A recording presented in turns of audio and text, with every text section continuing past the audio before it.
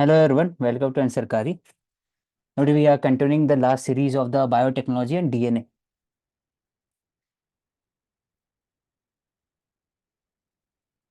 Gene therapy, what is that? It is the technique that modifies the person's gene to treat and cure diseases. Gene therapy तो उसमें दो type को होते हैं, somatic and germ line. पहली बात, replacing a diseases causing gene with healthy copy of the gene.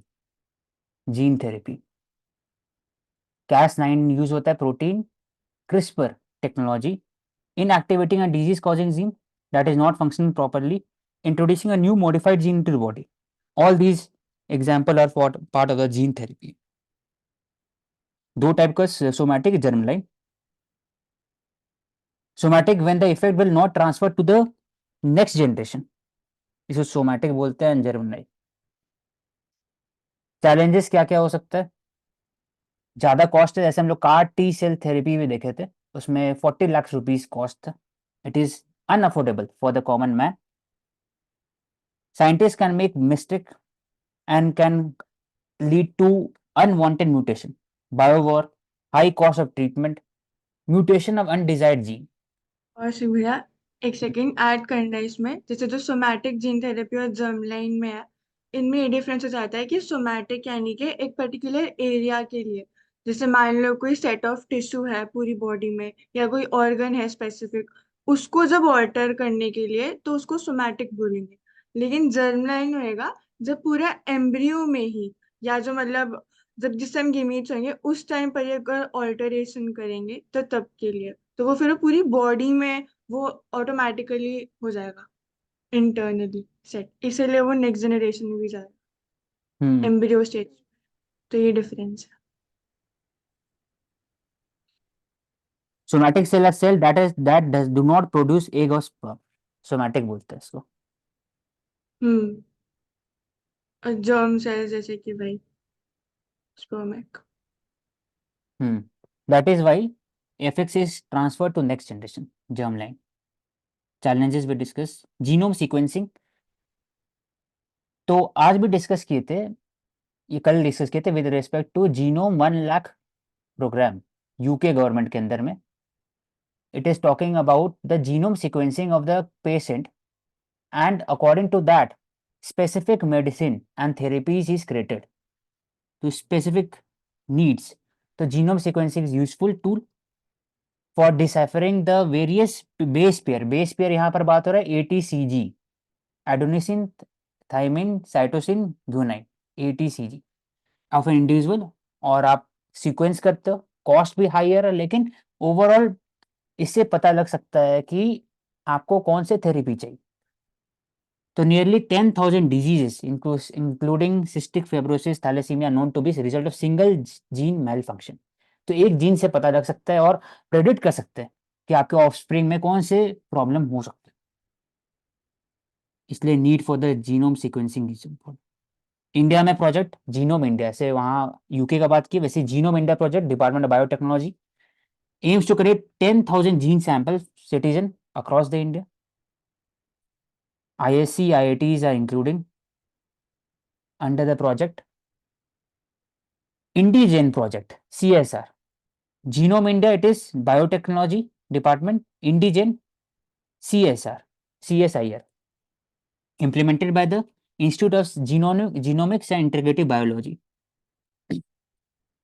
It is to enable genetic epidemiology and develop public health technologies. Indigen program aims to undertake whole genome sequencing of thousands of individuals. तो Indigen and Genome India project. एक और शिव भैया इसमें add करना चाहूंगी, genetic engineering appraisal committee, GEAC, ये काफी नीचे में, इंपॉर्टेंट है। नीचे में इट इज हाँ related to the approval of the BT crop, जो बीटी हाँ। कॉटन या जीएम क्रॉप्स उसको अप्रूव करते हैं. स्टैट्यूटरी बॉडी है. मिनिस्ट्री ऑफ हाँ, इन्वायरमेंट, हाँ, फॉरेस्ट एंड क्लाइमेट, और वो इसके स्टैट्यूटरी अंडर में। बॉडी है under the environment protection act 1986. Cloning, it is the replication of genetic copies of the living things. Even whole animal can be cloned. Therapeutic के लिए होता है, रिप्रोडक्टिव के लिए होता है। Therapeutic particular organ types of tissue बनाने के लिए, एंड रिप्रोडक्टिव ऑर्गन के लिए नहीं, लेकिन ओवरऑल डोनर में, फॉर एग्जांपल एक क्लोनिंग हुआ था ऑफ द शीप पहला, तो उसको किया जाता है। मेथड्स तीन टाइप का होता है, natural, artificial and donor. Somatic cell of donor. Natural कब होता है? जब आप there is a one embryo spontaneously divides into two, creates identical twin, natural method है क्लोनिंग का। Artificial, mechanically divided into two or more embryo, then develop into the allowed to develop naturally. Stem cell therapy,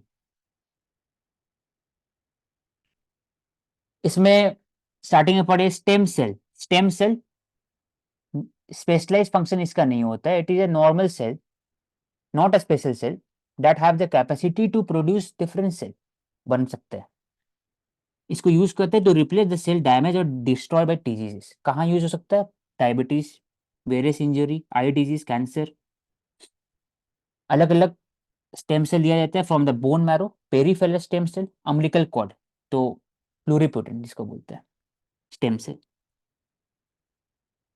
तो new healthy cell can be grown in the lab and to treat the eye diseases.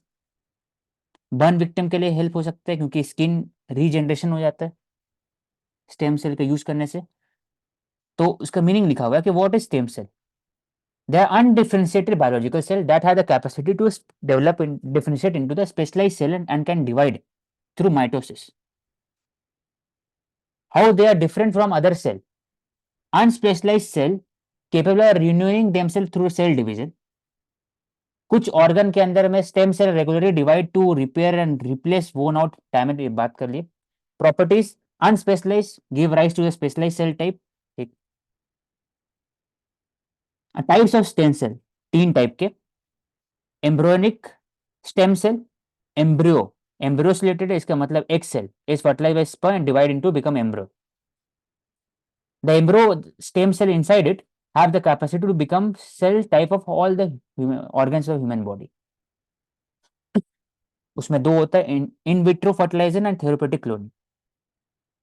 Body के अंदर में होगा, culture dish में होगा, फिर आप plant करोगे एम्ब्रियो को इनसाइड द फीमेल, तो उसको बोलते हैं इन विट्रो फर्टिलाइजेशन। तो फर्टिलाइजेशन होगा डिश में, then the fertile egg will be implanted into the embryo of the women, तब उसको इनफर्टिलो बोलते हैं। एंड थेरेप्यूटिक मतलब हुआ कि nucleus is remove from the egg, replace the nucleus of the patient cell, resulting in embryo carrying the patient genetic material which significantly reduce the risk of reaction. Therapeutic.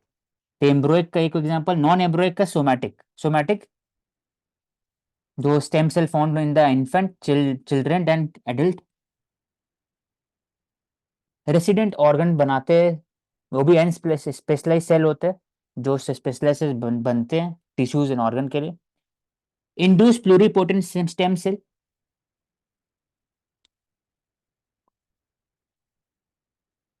तो पहली बात है कि they are more differentiated cell in the human body, stem cell, embryonic और adult. Two cell express different set of gene, a stem cell turns into a specific set of genes to differentiate into another.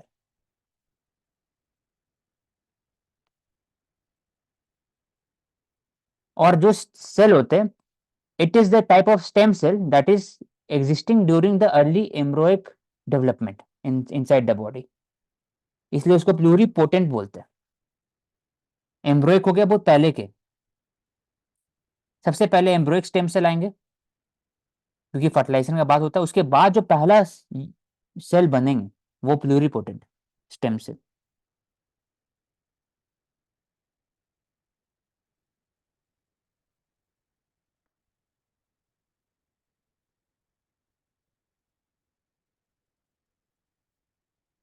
तो दोनों में फर्क ही है। Regulatory status, national guideline for stem cell research, no approved indication for stem cell therapy.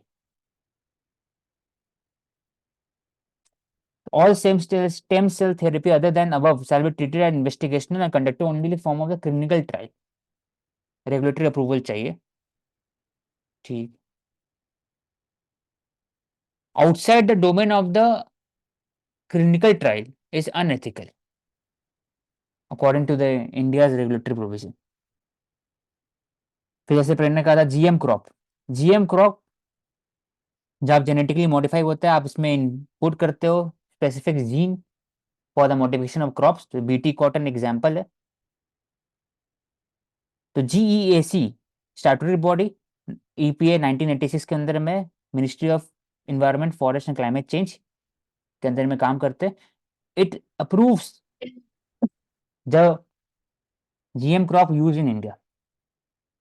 Several group have oppose the GAC decision, क्योंकि बाकी जगह भी बात हो रहा था कि if we are producing G BT cotton then we should move into the field of oil seed and also GM mustard, GM brinjal etcetera. तो वहां पर जीएसी डिसीजन डिफरेंट रहता है. एक कौशिक भैया, इसमें बायो पायरेसी का भी एक कंसेप्ट आता है, मतलब जैसे कि पेटेंट होता है कि किसने क्रिएट करा वो जो जेनेटिकली मॉडिफाइड क्रॉप हो गया, तो उसका भी जैसे राइस के बारे में भी मतलब कोई इशू हुआ था, तो बायो पायरेसी भी एक टॉपिक होता है इसी के अंडर, हम्म. पेटेंट से रिलेटेड। तो लिखा हुआ है कि स्पेक्टेकुलर सक्सेस है बीटी कॉटन. बीटी कॉटन कैसे हुआ? 1996 से इट वाज अडॉप्टेड, और अभी इंडिया में अप्रोक्सीमेटली 90% से टोटल कॉटन जो है BT cotton, and they are not food material. That is why GAC had approved early. लेकिन बात हो रहा है कि India is the biggest import of the palm oil, edible oil after the crude oil and gold. That is why many of the farmers are demanding for the GM crop in oil seed. Higher yield मिलता है, weather fluctuation, climate distress को भी tackle कर सकते हैं, use of pesticide herbicide decrease होता है. Against the GM crop ऐसा कोई रिसर्च नहीं है, overarching research which talking about क्या क्या इम्पैक्ट हो सकता है on the human health, environmental health. Self replicating organism can cause genetic contamination of the environment, cannot be reversed. Molecular level में चेंजेस है, इसलिए हो सकता है कि बायो एक्यूमुलेशन हो सकता है, ओवरऑल ह्यूमन हेल्थ इंपैक्ट करे. रेगुलेशन इफेक्टिव नहीं है, फिर सेफ्टी डेटा वही ढंग से नहीं इम्प्लीमेंट किया जाता है, क्योंकि अभी भी वेस्ट बंगाल के अंदर में BT brinjal seeds are imported from Bangladesh and they are used. तो बीटी कॉटन को होते ही यूज, लेकिन बीटी ब्रिंजल भी है अभी. Same case with BT mustard, the seeds are available illegally इसी कारण. और दूसरा कि जीएम क्रॉप के सीड होंगे, it needs some form of precision technology which can be provided only by the private sector. तो जहां पर नॉर्मल सीड का बात होता है, that can be conserved and preserved by the local farmers. Seed bank, village seed bank का बात करते हैं, वो जीएम क्रॉप में नहीं कर सकते. तो mostly farmer will be dependent on the big agriculture firms. That is why argument भी है जीएम क्रॉप के. डीएनए टेक्नोलॉजी रेगुलेशन बिल 2019 में आया था, उसमें बोर्ड बनाया गया DNA bank to store the profile, crime scene suspect offender, penalties भी दिया गया leaking the information.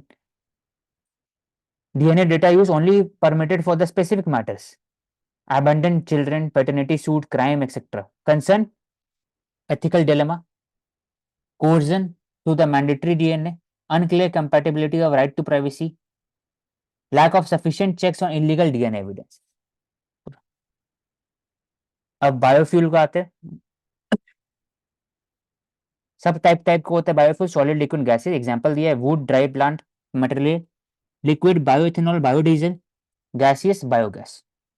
First generation conventional biofuel, sugar, starch, vegetable, ये पीटी में भी डिस्कस किए थे. फीड स्टॉक से यूज करते तो फर्स्ट जनरेशन बायोफ्यूल होता है. सेकंड जनरेशन होता है जब आप फूड क्रॉप भी आप सर्टेन फूड क्रॉप कोई डालते हो उसमें, एडवांस बायोफ्यूल में बात होता है. मतलब थर्ड जब वो जनरेशन में यूज कर ही एल्गी। रहे थे, जैसे कि हम्म when they no longer, जैसे मान लो डीके हो गया या नहीं है सूटेबल खाने के लिए, तब। हम्म हाँ, वेस्टेड प्रोडक्ट हो गए उसमें। और फिर थर्ड वाला होता है एल्गी। फोर्थ वाला होता है जेनेटिक इंजीनियर। तो ये डिस्कस भी किए थे। Government initiating to increase the use of biofuel. Biofuel करने के लिए industries development regulation act, talking about the lignocellulosic route for ethanol production. National biofuel policy, जिसमें एथेनॉल ब्लेंडिंग का बात होता है। Increase the feedstock, biodiesel blending का बात हो रहा है। C heavy molasses based ethanol, इसमें बात होता है। सब में फर्स्ट जनरेशन, सेकंड जनरेशन और बाद में फिर थर्ड जनरेशन में लाएंगे। तभी थर्ड जनरेशन के लिए, फोर्थ जनरेशन तो जेनेटिकली इंजीनियर्ड क्रॉप्स है। तो अभी damage food grain wheat broken rice सब सेकंड जनरेशन में आएंगे। Surplus food grain for the production of ethanol. अब बायो बेस्ड प्लास्टिक भी बना सकते हैं कॉर्न शुगर वुड पल्प से। तो biotechnology can be use. Alternative to plastic हो सकता है, it is most biodegradable. Natural polymer से बनता है, cellulose, potato, corn starch waste etcetera. Types of bioplastic, different types of bioplastics जो बना सकते हैं, सुगर, सेल्यूलोज, वुड पल्प, तो पॉली लैक्टिक एसिड, पीएलए। तो जो भी लैक्टिक एसिड होता है, पीईटी, ये सब केमिस्ट्री में आएगा, उसमें डिटेल में कर लेंगे। प्लास्टिक का डिफरेंट टाइप्स ऑफ प्लास्टिक। तो that's all for today. Okay, thank you everyone. We will take up next subject, that is chemistry, from next session onwards, due to Sarkari.